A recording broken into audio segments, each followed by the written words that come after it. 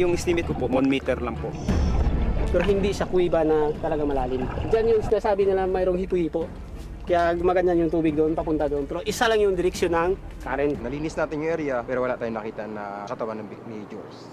Probably, mayroong mga structure na umipit sa kanya, yung katawan niya nabaon sa buhangin. Kung hindi talaga siya lulutang, might be na flush out na siya doon sa dagat. Kasi yan, Aklan River, ma'am, diretsyo ng tubig niyan papuntang Sibuyan.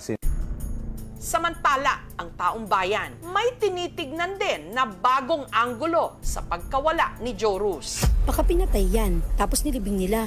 Pinatay daw namin at itago, ma'am. Tapos pinalabas din namin nilunod. Wala kami ginawang ganun, ma'am. Dito, to yun, ma'am.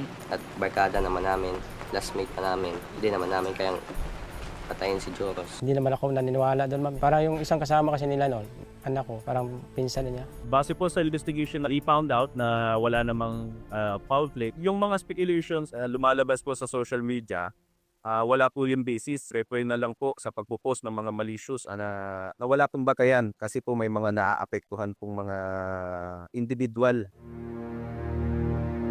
Patuloy ang pag-agos ng buhay para kina Rosebel at Joey. Pero sa pagdaan ng mga araw na hindi pa nila nakikita si Jorus, palalim din ng palalim ang kanilang pangungulila.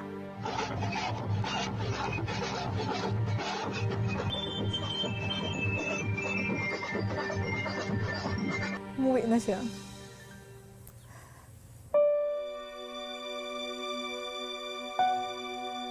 Yun na lang yung pinagdadasal na makauwi lang siya dito sa amin.